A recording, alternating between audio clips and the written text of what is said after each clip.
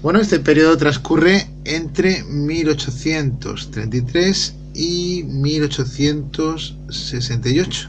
Y en este periodo, en este contexto histórico, es cuando se desarrolla la implantación del liberalismo en nuestro país. Sabéis que el liberalismo tiene que ver con un sistema parlamentario, tiene que ver también con el sufragio censitario, con la propiedad privada, con la división de poderes, y todo esto lo va a llevar a cabo la burguesía. Sabéis que la burguesía va a ser esta nueva clase social que va a iniciar el liberalismo, ya sea moderado o progresista. Más adelante, para poder diferenciarlo, tenemos que hablar de una serie de etapas. La primera etapa es una en la cual se transformó la estructura del Estado. ¿Qué significa esto? Que el Estado español, o que España como tal, va a cambiar totalmente la estructura. Entonces, fijaros qué cambios tan radicales y tan revolucionarios. Van a pasar de una monarquía absoluta, sabéis perfectamente ya lo que es una monarquía absoluta, a una monarquía constitucional parlamentaria, en la cual sabéis que hay división de poderes, una constitución. Pasamos de una sociedad estamental. ¿Os acordáis cuando hacíamos el triángulo de la sociedad estamental o la pirámide? Hablamos de privilegiados y no privilegiados. Esto va a desaparecer y pasamos a una sociedad de clases, en las cuales es el dinero lo que te hace estar gobernando o no. Porque daros cuenta que en esta época la nobleza va a seguir teniendo poder, pero será la burguesía, ¿no?, en cierto modo, la que consiga alcanzar el gobierno. De una economía dirigida, que sería el mercantilismo, vamos a pasar a una de mercado, en la cual se basa, sabes que el capitalismo se basa en la oferta y en la demanda. Bueno, si os dais cuenta, esto es un cambio muy radical, muy fuerte. ¿Y quiénes van a ser los precursores de este cambio? Creo que ya os lo acabo de comentar hace un momento. Pues una nueva clase social, que en un primer momento pertenecía al tercer estado, que no tenía poder, pero sí dinero, y ahora va a empezar a tener cotas de poder. No es otra que la burguesía agraria. ¿Por qué agraria? Porque surge de una alianza entre la vieja nobleza terrateniente y, por otro lado, la burguesía financiera. ¿Cómo va a conseguir controlar o gobernar? Pues como lo hemos dicho anteriormente, a través del sufragio censitario. No todo el mundo puede votar, sino aquellos que tienen propiedades, que tienen dinero, y a través de un sistema político, por otro lado, que va a posibilitar, como hemos dicho anteriormente, que se desarrolle el capitalismo. En España, este proceso se va a desarrollar sobre todo fundamentalmente durante la regencia de María Cristina y Espartero y durante el reinado de Isabel II. ¿Qué se va a desarrollar en esta época en un primer momento? La guerra de carlistas y liberales, que va desde 1833 a 1839. Acordaros del pleito sucesorio y acordaros cómo Carlos María Isidro, al no poder gobernar, pues se va a enfrentar con María Cristina, la reina regente, ya que la reina Isabel en esos momentos solo contaba con 3 añitos. Bueno, enfrentamientos. Además de esto, se van a producir a lo largo de todo el periodo enfrentamientos entre moderados y progresistas, que ya los hemos estado viendo, ¿no?, antes, cuando hablábamos de la década ominosa con Fernando VII y anteriormente en el Trienio Liberal, levantamientos populares, pronunciamientos, y todo esto que se va a producir durante la regencia de María Cristina y también durante el reinado de Isabel II darán paso finalmente a la Revolución de 1868, que hará que termine el reinado de Isabel II. Carlismo y Guerra Civil, 1833-1840. A la muerte de Fernando VII, en 1833 se desató en España una guerra civil. Esta guerra civil enfrentó al sector absolutista, el cual estaba dirigido por Carlos María Isidro, contra aquellos sectores que apoyaban a María Cristina para que más adelante Isabel II pudiera gobernar. Tenemos esta guerra civil que va a enfrentar a don Carlos, vuelvo a repetirlo, y a los hermanos de Fernando VII y a los liberales. Los liberales van a defender a la reina Isabel II. En realidad ya digo que no es reina porque tiene 3 años, pero sí va a desarrollar la regencia su madre María Cristina. Bueno, esta guerra, conocida con el nombre de Carlista por Carlos María Isidro, se prolongó durante 7 años y fue una guerra con un escenario principal, o donde se desarrolló principalmente, fue en el País Vasco, como veremos ahora en un mapa, y Navarra, y algunas zonas montañosas de Aragón y Cataluña. Los carlistas contaron en un primer momento con el apoyo de la población campesina rural y parte de la nobleza y la iglesia, que en cierto modo tenían miedo de perder sus privilegios, y daros cuenta que en este periodo también se va a producir las amortizaciones, ¿no? Y esa pérdida de poder por parte de la iglesia. Y en el exterior, con todos los carlistas con el apoyo de Rusia, Austria y Prusia, que eran países en los cuales apoyaban la monarquía absoluta. El lema de los carlistas era Dios, patria y fuero. Ya os podéis hacer una idea, ¿no?, del carácter más conservador que tenían los carlistas, o carácter absolutista. La reina, en este caso la reina María Cristina, se vio obligada a pactar con el liberalismo. Claro, la reina María Cristina no es liberal, pero es la única ayuda que puede tener si quiere vencer a los carlistas y con ello que más adelante su hija pueda reinar en España. ¿Qué va a hacer María Cristina? Ofrecer medidas reformistas a estos liberales. Claro, con ello va a recibir el apoyo de los burgueses, el proletariado, urbano y rural, y en el exterior, pues, de Francia e Inglaterra, que son países liberales, o por lo menos apoyaban las ideas del liberalismo. La forma de lucha utilizada por los carlistas fue la guerrilla. ¿Os acordáis que lo vimos cuando hablamos de la Guerra de Independencia? Pues la guerra de guerrillas. Esto permitió a los carlistas, en un primer momento, afianzar la sublevación en el País Vasco y Navarra. La toma de las capitales del País Vasco era la obsesión de los líderes carlistas y van a sitiar Bilbao. En el sitio de Bilbao va a fallecer el general más importante que tenía los carlistas, que era Zumalacárregui. Así, en 1836, después de la batalla de Luchana, Espartero, que era un general liberal, conseguirá controlar en parte esta primera guerra carlista.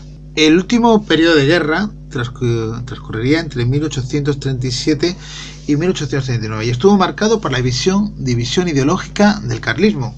Por un lado tenemos los transaccionistas. Los transaccionistas querían pactar con los liberales, estaban cansados del desarrollo de la guerra y querían llegar a un acuerdo. Y por otro lado tenemos los intransigentes, que eran más cercanos a don Carlos o Carlos María Isidro y querían continuar la guerra hasta el final, hasta las últimas consecuencias.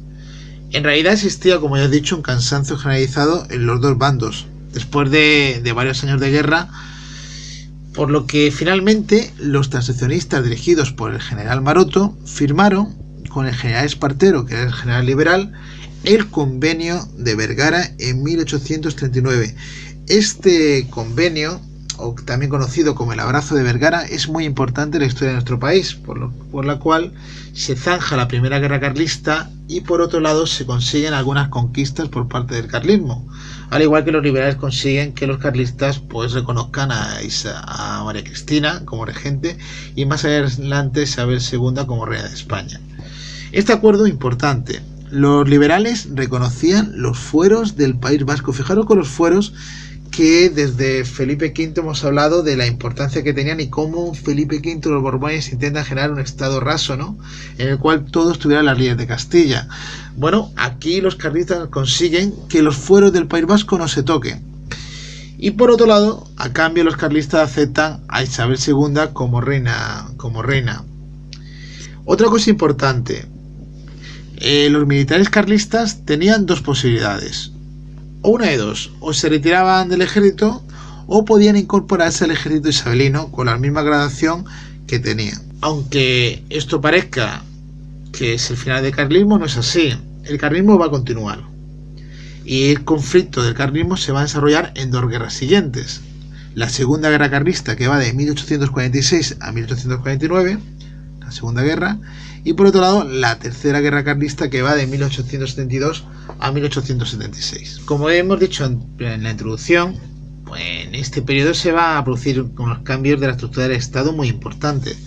Al mismo tiempo que se desarrolla la guerra civil entre partidarios isabelinos y partidarios de Carlos María Isidro, por la sucesión del trono que a la muerte de Fernando VII, en España se inicia también la construcción del Estado liberal, bajo el reinado de Isabel II. También dijimos que se va a producir dos grandes partidos en pugna por el poder, o por lo menos ya sabemos que dentro del liberalismo hay una división muy clara. Están los moderados, integrados por absolutistas, moderados, y liberales, moderados o doceañistas. Los doceañistas tienen que ver con la Constitución de 1812, acordaros. Y por otro lado los progresistas, que van a pretender más reformas, muchas más reformas que los absolutistas moderados o los liberales moderados. Y que como cuando vean los progresistas que no pueden alcanzar el poder de una manera legal, pues van a intentar hacer diversos pronunciamientos. La diferencia que radicaba entre los moderados y los progresistas es la siguiente. Planteaban, como dice aquí, un sufragio menos restringido, unas cortes unicamerales, o que solo tengan una cámara, y una soberanía nacional. Los moderados planteaban un sufragio censitario, o lo que es lo mismo, solo podían votar aquellos burgueses que tenían mucho dinero. Entonces son unas cortes muy restringidas, o por lo menos el sufragio a la hora de votar votan poquísimas personas. Planteaban que fueran bicamerales, o lo que mismo, que tuvieran dos cámaras, el Congreso y el Senado. Y por otro lado, pretendían que hubiera una soberanía compartida entre las Cortes y el rey. Aquí vemos las dos diferencias entre los liberales moderados, más que dos, las diferencias entre los liberales moderados y los liberales progresistas. Pasamos ahora a hablar de la regencia de María Cristina, 1833-1840. Fernando VII muere en 1833 y su hija Isabel contaba solo con 3 años de edad, por lo que su madre, la reina María Cristina, se convirtió en reina regente. ¿Qué significa regente? Pues que ella gobierna mientras que su hija es menor de edad. Esta regencia se puede dividir en varias etapas.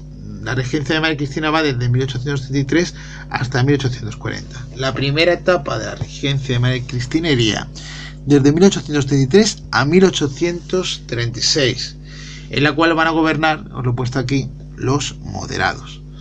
¿Qué es lo primero que hace la reina? Pues nombra como presidente a Cea Bermúdez. Cea Bermúdez era un absolutista moderado, no era ni liberal, y por lo tanto participó o era partidario del inmovilismo político. Ninguna reforma liberal, ni moderada, ni mucho menos progresista, por supuesto.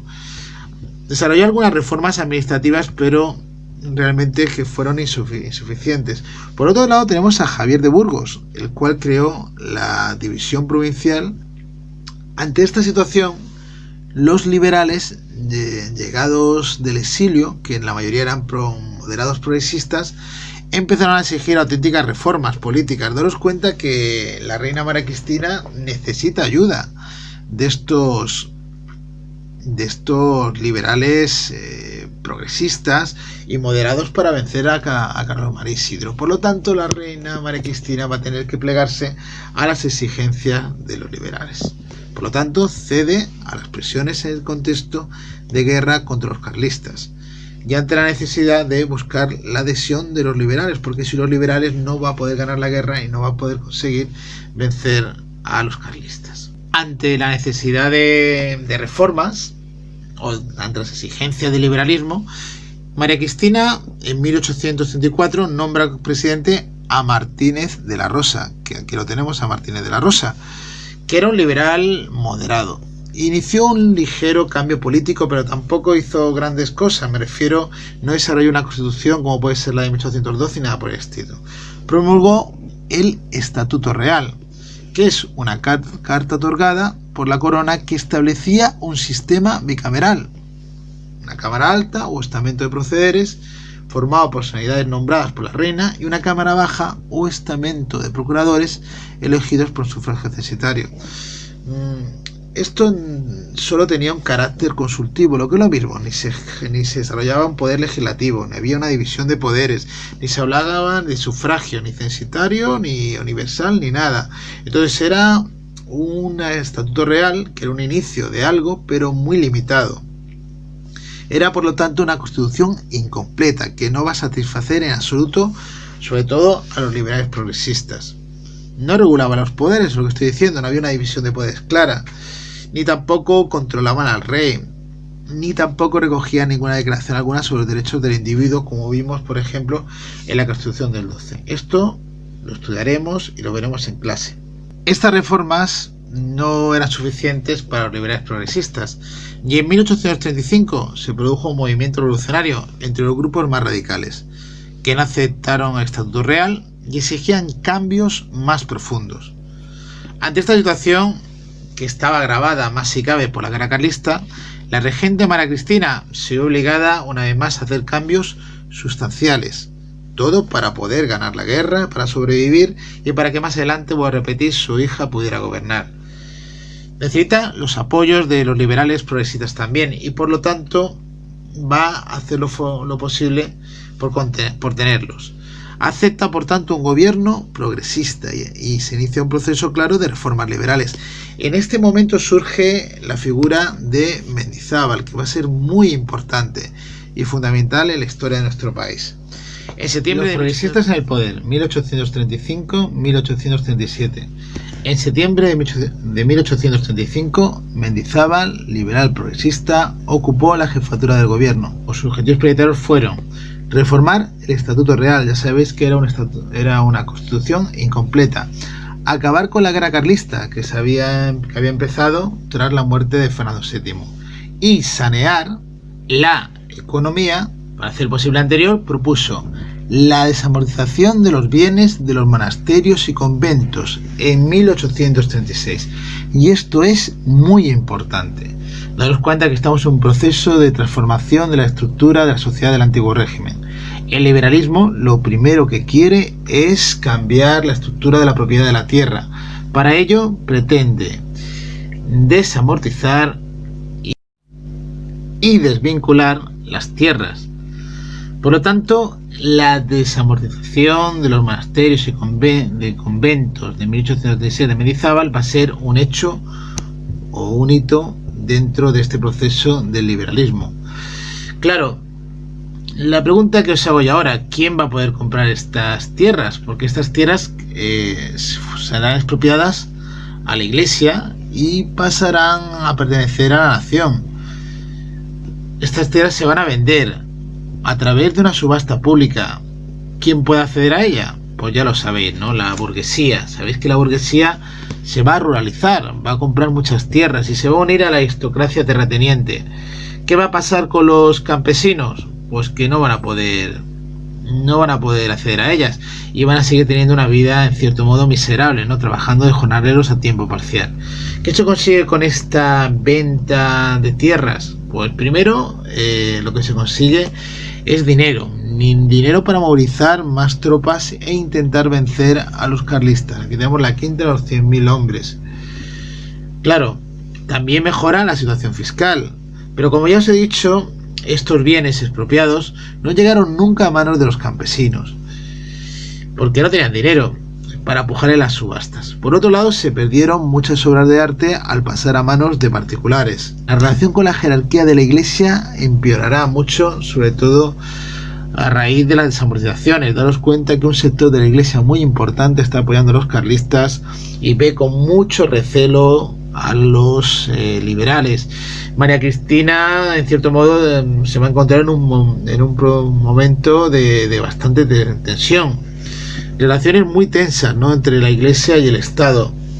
A estas tensiones hay que sumar la extensión de los distintos grupos liberales. Sabéis que los dividimos entre moderados, estos que en cierto modo están de acuerdo con que se siga manteniendo el Estatuto Real, y por otro lado los progresistas, ¿no?, que hemos estado hablando hace un momento, ¿no?, que pedían la convocatoria de unas Cortes Constituyentes. Sabéis que unas Cortes Constituyentes lo que hacen es crear una constitución, y lo que pretendían era más adelante crear la Constitución de 1837.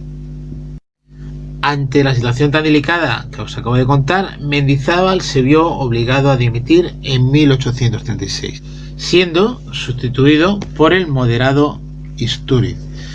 Ante la situación de bloqueo y de lucha, por decirlo de alguna manera, entre liberales y progresistas, esto va a hacer que se produzcan una serie de pronunciamientos y altercados en España. El más destacado es el pronunciamiento militar de un grupo de sargentos progresistas que se encontraban en la granja de San Ildefonso en 1836. Aquí los tenemos. Estos liberales progresistas, estos generales, mejor dicho sargentos, van a obligar a la regente María Cristina, que la tenemos aquí, a restablecer la Constitución de 1812. Este pronunciamiento, por tanto, obligó a la regente María Cristina a volver a formar o a aceptar la formación de un nuevo gobierno progresista, esta vez dirigido por Calatrava. Y también vuelve de nuevo Mendizábal, el cual continuará con el proceso de desamortización. Y una cosa muy importante es la redacción de la Constitución de 1837, que veremos ahora con detenimiento. Ante la necesidad de crear una nueva Constitución, se convocaron elecciones a Cortes Constituyentes, en las que salieron elegidos la mayoría de diputados progresistas, y serán ellos los que legislen esta nueva Constitución, o por lo menos que la crean.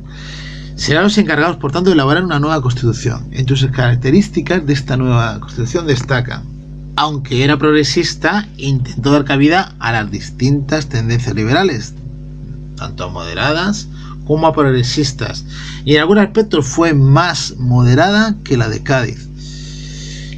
Aparece también el principio de soberanía nacional, y no recogido en el articulado, pero sí en el preámbulo de la Constitución, pero reconocía a la corona un papel mucho mayor que en la del 12. El rey podía vetar las leyes, disolver el parlamento y nombra y destituye los ministros. Por eso decimos que tiene mayor poder. A su vez, tenía un sistema legislativo bicameral, con dos cámaras: el Senado o Cámara Alta, que combina la elección con el nombramiento regio, y el Congreso, las Cortes que conocemos, o Cámara Baja, cuyos miembros serán elegidos por sufragio censitario, aunque más amplio que el Estatuto Real. Y aquí me voy a parar un momento. En el Estatuto Real, solo algo más de 16.000 individuos, menos del 0,15% de los electores, o de la población, mejor dicho, tenía capacidad de voto. Esto es irrisorio. Ahora, con la reforma, no creéis que avanza mucho más, porque van a poder votar un 2,2% de la población. Yo no sé, a lo mejor son, 200.000 personas, de 12 millones de personas. Daos cuenta que el sufragio censitario, por lo tanto, estaba diseñado para que la burguesía siguiera gobernando, controlara el país. Como veis, seguimos con una alternancia en el poder. En este caso, los moderados van a volver a gobernar desde 1837 a 1840. Una vez disueltas las Cortes Constituyentes, que se ha creado la Constitución del 37, a finales del 37, los moderados, con el apoyo de la reina, triunfarán en las siguientes elecciones, y nada más que llegan, intentan paralizar la aplicación de las leyes de los progresistas, lo que provocó nuevos pronunciamientos de los liberales progresistas. Daros cuenta que los liberales moderados plantearon reformas como una ley electoral más restrictiva, ya lo era por mucho más, limitar la libertad de imprenta, crear una ley de ayuntamientos, que aquí va a estar la clave del enfrentamiento tan fuerte entre progresistas y moderados, que daba a la corona la facultad de nombrar a los alcaldes de las capitales de provincia. Y esto los progresistas van a luchar contra ello, porque defendía la elección directa de los alcaldes. El apoyo de los regentes, de la regente a los moderados, provocó la oposición de los progresistas, como estoy diciendo. La reina, para intentar solucionar este problema que estaba produciéndose en España, acude a Espartero, el general que había conseguido vencer a los carlistas. En esto, Espartero está en contra también, se opone a la ley de ayuntamientos que había presentado el gobierno moderado. Como ya os he dicho, esta ley permitía que los alcaldes fueran elegidos por la corona, limitando con ello la autonomía de los gobiernos locales, y con ello también los progresistas perdían poder.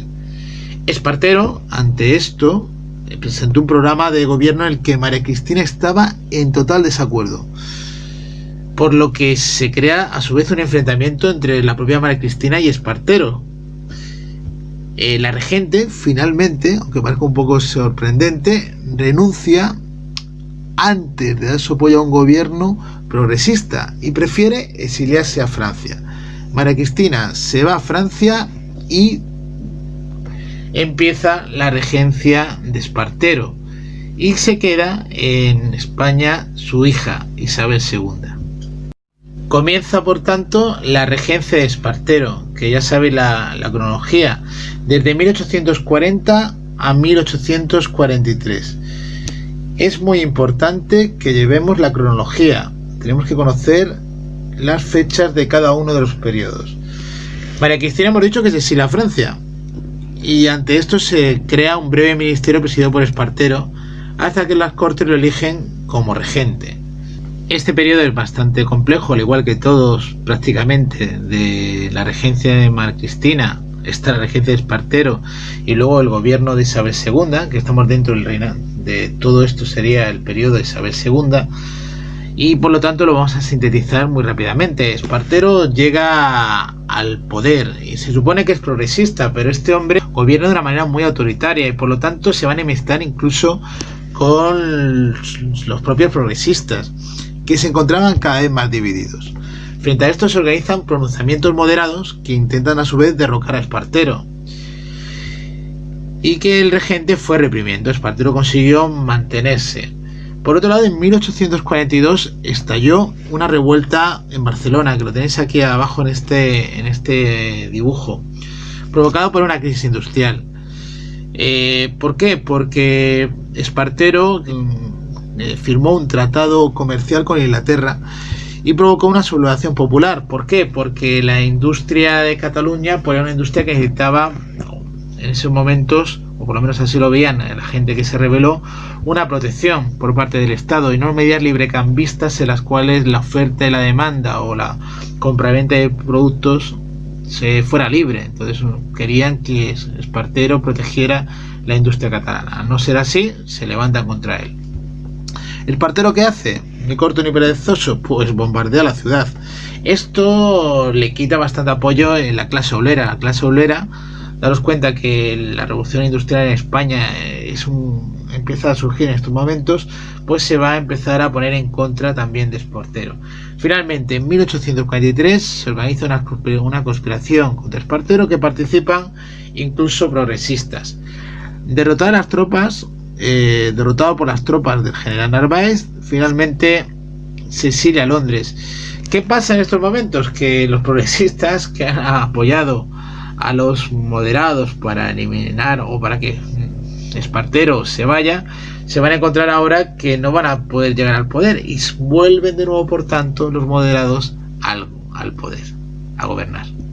Y es en estos momentos cuando empieza otra nueva etapa, que se le llama la década moderada, que va desde 1844 a 1854. Son 10 años en los cuales gobiernan los liberales moderados y los progresistas van a hacer lo posible por gobernar, pero ven que no pueden acceder al poder de ninguna manera, ¿no? Tras la caída de Espartero se produce la proclamación como reina de Isabel II. Aquí la tenemos. Esta reina tenía 13 años, tal y como lo veis. Con 13 años de edad, a esta mujer, pues, o esta niña la hacen reina. Era una niña, pues como ponemos aquí, espontánea, vital, pero de escasa formación. Con 13 años de decirme cómo va a gobernar un país. Y estaba muy influenciada por el ambiente cortesano, por la gente que le rodeaba. Y bueno, pues apoyó siempre que pudo al sector moderado, ¿no? A los sectores más moderados. Por otro lado, el general que va a destacar durante esta década va a ser el general Narváez, el cual subió al poder controlando de manera directa o indirecta los diversos gobiernos. Esto supuso el triunfo de la burguesía terrateniente y financiera, aquella que había controlado las tierras con la desamortización y que en esta década afianza su poder. De la Constitución de 1812, la Constitución de 1837 y ahora la Constitución de 1845, una Constitución moderada que plasma el modelo político de los liberales moderados. La analizaremos en clase, ya lo sabéis como siempre, pero os voy a decir las características principales para que la vayamos aprendiendo. La soberanía, en este caso, es compartida entre el rey y las cortes, pero ampliando el poder ejecutivo. ¿Qué significa esto? Que desaparece la soberanía nacional que aparecía en la Constitución de 1837. El poder de la corona prevalece sobre el de las cortes y no se hace explícita mención a la voluntad popular o de la soberanía nacional. Nos encontramos con dos cámaras, la del Congreso, elegida por un sufragio censitario muy limitado, y un Senado vitalicio nombrado por la corona. ¿Sabéis cuánta gente podía votar? Pues un 1% de la población. Calcular en torno a 100.000 personas que podían votar. Ya os digo que estas constituciones son de todo menos democráticas. Por otro lado, el Senado será un Senado aristocrático, con un número limitado de senadores, que pertenecen a las altas clases. Ya podéis imaginaros, ¿no?, quién va a estar dentro del Senado. Las atribuciones del rey, el poder del rey, era muy fuerte, ya que tenía iniciativa legal, poder legislativo, por lo tanto, nombraba ministros, disolvía las cámaras. Las cámaras me refiero a las cortes, veta sus decisiones, tiene la facultad de designar el Senado entre personalidades relevantes y de su confianza. Por lo tanto, el rey, aquí, en este caso, la reina, se supone Isabel II, tenía mucho poder, aunque era la camarilla que tenía a su alrededor, o los cortesanos, los que en cierto modo gobernaban, porque ella tenía 13 años. La religión católica era la única del territorio nacional. Anteriormente, en la Constitución del 37, nos encontramos en un estado confesional. O lo que es lo mismo, sí, había que subvencionar a la Iglesia Católica, pero no era la oficial. En este caso, nos encontramos en que España se convierte en un estado confesional. Por lo tanto, exclusividad de la religión católica, que es la oficial del Estado. Y por otro lado, se acordó el mantenimiento del culto y del clero. ¿Os acordáis de la ley de ayuntamientos, en la cual, ¿no?, creó esa disputa tan fuerte entre liberales y moderados, y finalmente la regente María Cristina se se exilió a Francia? Pues en esta Constitución, en la Constitución de 1845, los ayuntamientos y las diputaciones son sometidos al poder central.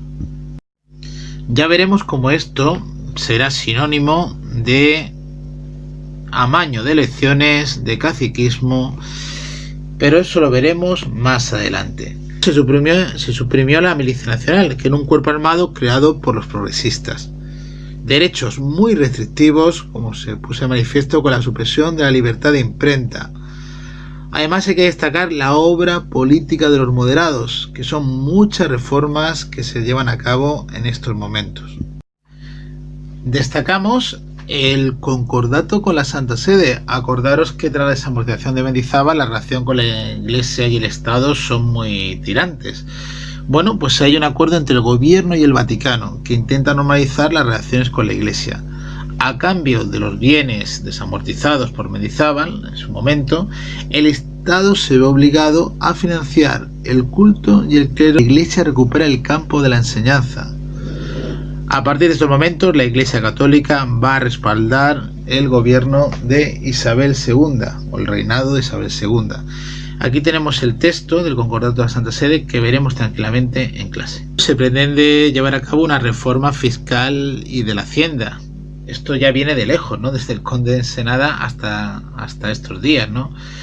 La ley que plantea el ministro de Hacienda, Alejandro Mon, quiere racionalizar el el sistema impositivo, esta reforma, y mediante la centralización de los impuestos. El gran fallo que va a tener es que no se elaboró un buen catastro donde aparecen recogidos el dinero, ¿no?, que tiene cada persona, ¿no?, para poder de alguna manera generar esa tasa impositiva, lo que permitió el fraude y fue necesario recurrir finalmente a los impopulares impuestos indirectos, o lo que es lo mismo, pues cargar de impuestos a aquellos productos básicos. Y finalmente, ¿quién paga todo esto? ¿Quién paga el dinero? Pues la gente que menos dinero tiene, por lo menos lo que más sufre, ¿no?, este tipo de impuestos. Se planteó una reorganización de la administración que reforzó el poder central. La autoridad de cada provincia, como ya lo vimos recogido en la Constitución, se concentraba en los gobernadores civiles y los alcaldes dependían de ellos. Esto va a dar paso a lo que se llama el fraude electoral o el pucherazo, que ya veremos a continuación. Se produce una conexión, por tanto, entre el poder central y local y, claro, esto se van a dar muchos casos de corrupción y sobre todo eso, una corrupción sistemática que se produce en el reinado de Isabel II. Se intenta unificar la codificación legal y codificar de una manera legal el Código Penal.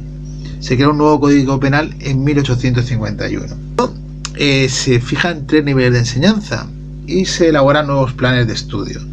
También se crea la Guardia Civil para el mantenimiento del orden público y vigilancia de la propiedad privada en el medio rural. Como os estáis dando cuenta, estas reformas crean o asientan un liberalismo conservador que reforma el Estado en el interés de las clases dominantes, que van a ser fundamentalmente esa burguesía. Ya os dais cuenta, un 1% de la población va a poder votar. Y se deja a un lado pues a todos esos sectores sociales, ¿no?, que ya existían y que empiezan a surgir ahora con la revolución industrial. Estoy pensando ahora mismo en el proletariado, por ejemplo.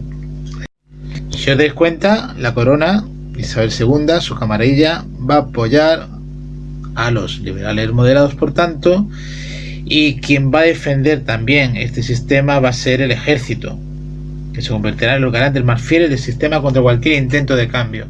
Hasta el bienio progresista 1854-1856.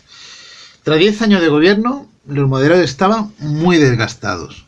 El excesivo moderantismo de los gobiernos, la corrupción interna por los negocios del ferrocarril, entre otros, el descontento social por la subida de precios. A esto hay que sumarle que el Partido Liberal Moderado, durante 10 años, actuó de manera arbitraria y muy excluyente, manipulando por otro lado las elecciones. Sirva como ejemplo el intento del ministro Bravo Murillo por controlar la prensa. Y no solo eso. Bravo Murillo en 1852 propuso una reforma constitucional que transformaba el Estado en una dictadura tecnocrática y la posibilidad de gobernar por decreto y suspender indefinidamente las Cortes. Esto va a ser insostenible, tanto para los progresistas, que por supuesto estaban en contra, como para un sector importante del liberalismo moderado. Esta situación provocó que en 1854 se produjera una revolución.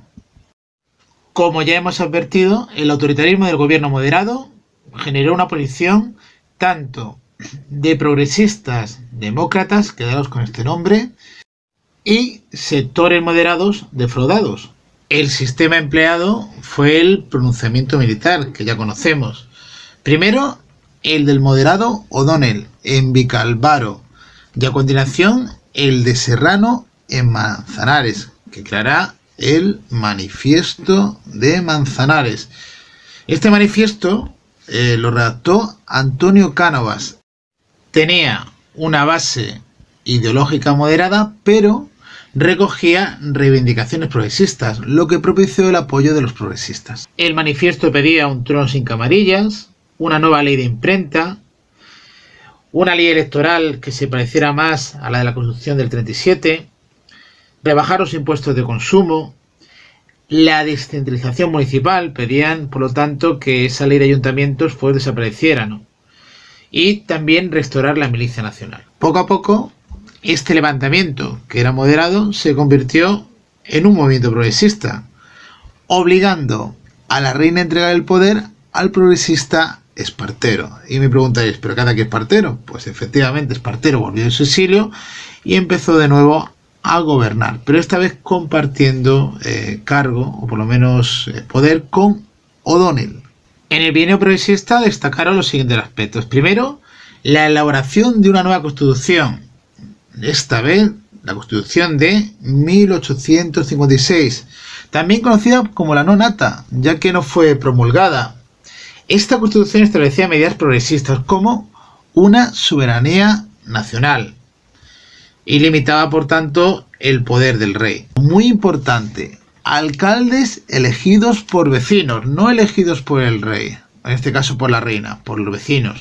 Restablecimiento de la milicia nacional. El Senado era elegido por votantes, no por el rey. Aparece de nuevo, o se consigue que vuelva la tolerancia religiosa a nuestro país.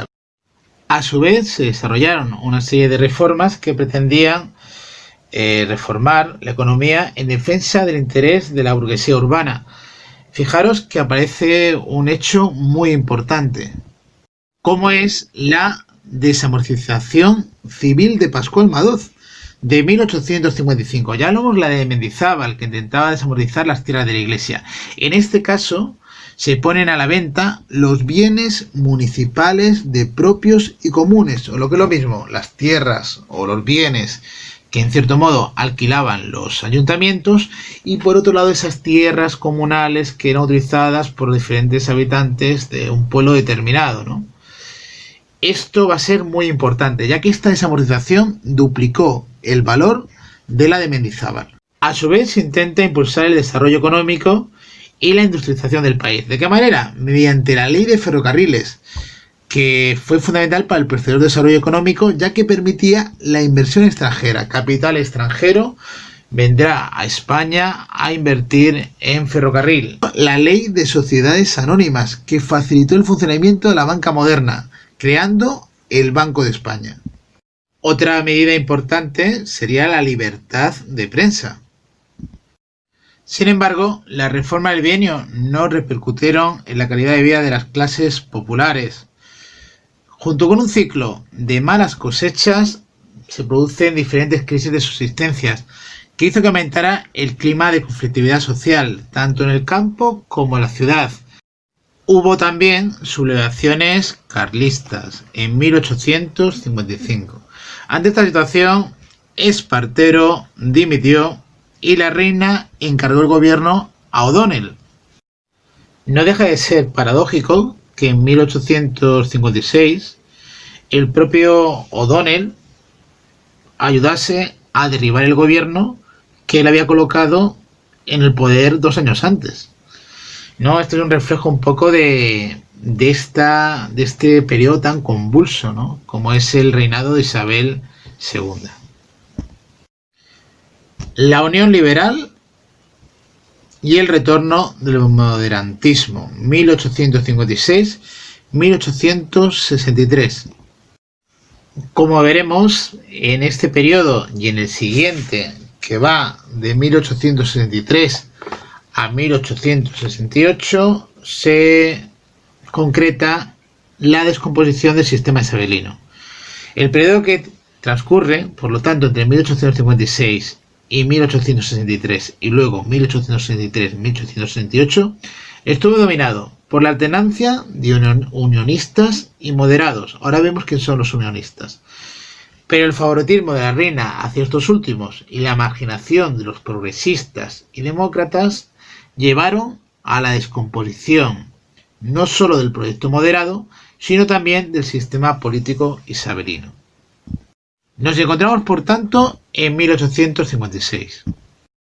En este año comienza un periodo de relativa estabilidad, dominada por la figura de O'Donnell y un nuevo partido creado por él, la Unión Liberal, que en cierto modo aglutinaba a los liberales moderados más progresistas.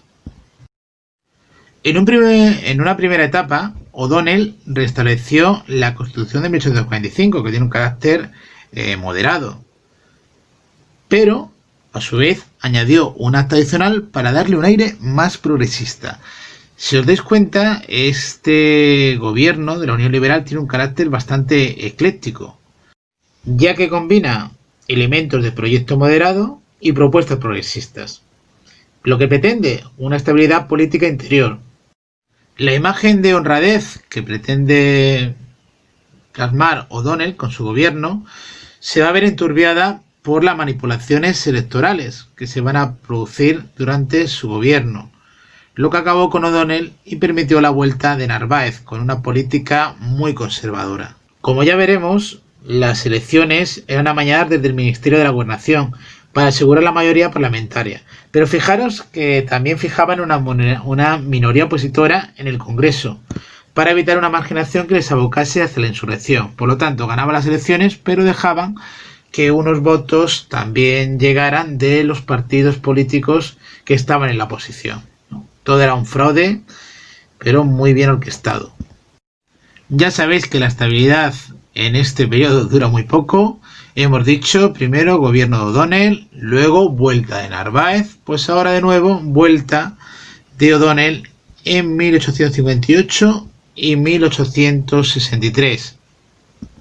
Esta vuelta coincide con una exaltación patriótica por la participación en España en diversos conflictos internacionales, como la expedición a la Conchinchina, en colaboración con Francia, motivada por el deseo de castigar una matanza de misioneros en 1858. La expedición benefició sobre todo a los franceses que iniciaron la penetración colonial de aquella zona. Y en nuestro vocabulario español está la frase de eso está en la Conchinchina, como si estuviera lejísimo. Eso ha permanecido a día de hoy. La intervención en México, la cual se realizó junto a franceses y británicos para exigir al gobierno mexicano el cobro de la deuda atrasada con este país, pero los españoles acabaron retirándose. Y finalmente, las campañas militares con Marruecos, que se saldaron con el triunfo en la batalla de Tetuán y Castillejos, donde adquirió gran prestigio un militar progresista, el general Prim, quedaros también con este nombre. La paz de Huarrás permitió a España la incorporación del territorio de Ifni a la corona y la ampliación de la plaza de Ceuta. Por lo tanto, estas guerras de prestigio contentaron al ejército, crearon un clima de patriotismo y desviaron la atención de los problemas sociales internos, que tuvieron mucha incidencia en Andalucía, revueltas demócratas y republicanas en Utrera, en Araal y Loja. Y pasamos, por fin, a la crisis del reinado de Isabel II, 1863-1868. En el año 1863 se puso de manifiesto la crisis interna de la coalición de gobierno y se sucedieron gobiernos inestables. El unionismo fue incapaz de afrontar la oposición de los moderados y de la propia corona. O'Donnell dimitió y la reina entregó el poder, una vez más, a los moderados. Por lo tanto, se alteraron gobiernos moderados y unionistas, como os he dicho, pero el sistema estaba agotado. También se produce la radicalización, o por lo menos el intento de decir, estamos aquí, de progresistas y demócratas que no habían podido participar prácticamente en la vida política de este país, porque había un sufragio muy limitado y encima estaban mañadas las elecciones. Los acontecimientos más destacados y que llevaron a esta situación fueron, muy brevemente, el desprestigio de la corte ante tanta corrupción y falseamiento electoral, y la figura de la reina Isabel II por su vida privada y desordenada. En esta época surgen un montón de publicaciones satíricas sobre la reina, incluso hay una que se llama Los Borbones en pelotas, sobre todo las protestas estudiantiles por la expulsión de su cátedra de varios políticos como Emilio Castelar, que eran muy críticos con el reinado de Isabel II. El intento de levantamiento militar del cuartel de San Gil, liderado por el progresista general Prim. La desaparición de los grandes líderes políticos de la marquesa Evelina, O'Donnell, de la Unión Liberal, y el propio Narváez, que era el líder del liberalismo moderado. Se produce una unidad de todos los partidos políticos, incluida la Unión Liberal, en el conocido como Pacto Ostende. el objetivo de este pacto era acabar con el reinado de Isabel II. No que cambiara el gobierno, sí que no, que se terminara el reinado de Isabel II. Convocar elecciones por sufragio universal para que mayor número de personas pudieran votar, que dieran unas cortes constituyentes para decidir el futuro de España. Ya lo veremos más adelante. Este acontecimiento marcará el sexenio revolucionario. ¿Os acordáis que hablamos de la ley de ferrocarril y de un intento de industrialización en este país? Pues se va a producir también una fuerte crisis financiera, industrial y de subsistencia en 1866. No lo vamos a desarrollar más, pero que lo tengáis muy en cuenta. Va a ser muy importante. Todas estas causas provocarán una revolución y con ella la caída del reinado de Isabel II. Como hemos visto, durante su reinado, progresistas y sobre todo moderados habían protagonizado el proceso político consolidando el sistema liberal burgués. Ya lo sabéis, un sistema parlamentario, división de poderes, la importancia de la propiedad privada, la desamortización, desvinculación de las tierras, incentivar un sistema económico de carácter capitalista y por lo tanto en España se eliminan los últimos residuos del antiguo régimen. Pero ya sabemos que los progresistas solo habían participado en gobiernos cortos y muchas veces para llegar al poder han tenido que hacer un pronunciamiento porque las elecciones estaban más que amañadas. La reina Isabel II y anteriormente María Cristina apoyaba muchísimo más a los liberales moderados. También es importante destacar que desde la ala izquierda de los liberales progresistas van a surgir otras fuerzas políticas de tendencia democrático-republicanas que desembocarían en la Revolución Democrática de 1868, conocida como la Gloriosa. Isabel II se tiene que exiliar y se va a París, comenzando el periodo del sexenio revolucionario. Pero esto ya es otra historia. Muy importante saber la cronología y sobre todo las diversas etapas. Ya lo sabéis, regencia de María Cristina de 1833 hasta prácticamente 1840 y a partir de 1840 adelante regencia Espartero hasta 1844. En este periodo es la minoría de edad de Isabel II. Ya sabéis que con 13 años finalmente la coronan como reina, empieza a gobernar como reina de España, o por lo menos entre comillas, ya lo sabéis. De 1844 hasta 1868 sería el reinado de Isabel II. Este eje cronológico os puede ayudar mucho a ir estructurando el tema. Pues nada, siempre nos quedará el reinado de Isabel II, y siempre podemos decir, yo sobreviví al reinado de Isabel II como alumno de Historia de España de segundo bachillerato. Venga, un abrazo muy fuerte. Nos vemos en clase.